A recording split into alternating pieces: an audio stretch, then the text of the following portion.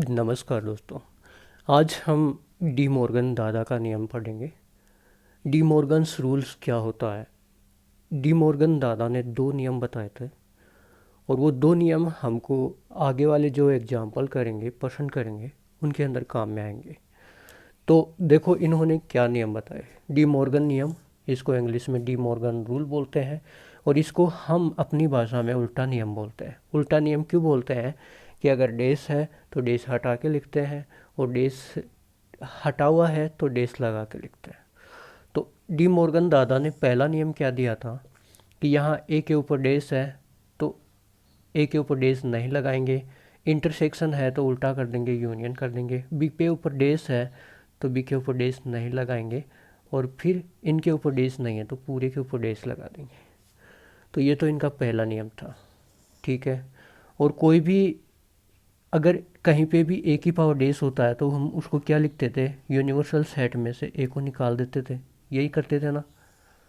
तो यहाँ पे हम इसको दूसरे तरीके से ये भी लिख सकते हैं कि u minus a union b, ये भी हम इसको लिख सकते हैं।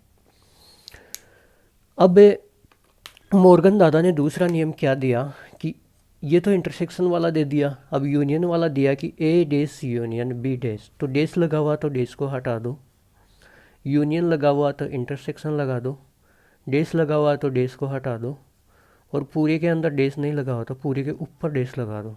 ये दूसरा नियम हो गया। ए डेस यूनियन बी डेस बराबर ए इंटरसेक्शन बी का डेस। और इसको हम और क्या लिख सकते हैं दोस्तों, अगर कहीं पे ए डेस पूछा है हमसे तो हम यूनिवर्सल सेट में से जो ए होता है उसको हटा देते हैं। तो अगर ए इंटरसेक्शन बी का डेस पूछा है तो यूनिवर्सल सेट में से इंटरसेक्शन बी को हटा देंगे। तो u minus a intersection b भी इसको लिख सकते हैं। इसी प्रकार से ए डेस इंटरसेक्शन बी डेस को हम क्या लिखेंगे, ए का डेस हटा देंगे, ए लिख देंगे, इंटरसेक्शन है तो उल्टा कर देंगे, इसीलिए तो उल्टा नियम कहते हैं, यूनियन कर देंगे। बी डेस है तो बी कर देंगे, डेस हटा देंगे और पूरे के ऊपर डेस लगा देंगे।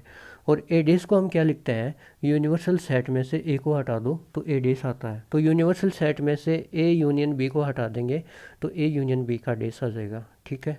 इसी प्रकार से ये आ जाएगा। तो डी मॉर्गन नियम आपको समझ में आ गया होगा। इसको कैसे अप्लाई करते हैं, कैसे प्रश्नों में, उदाहरणों में काम में लेते हैं, ये अगले प्रश्नों और उदाहरणों में हम करेंगे। धन्यवाद।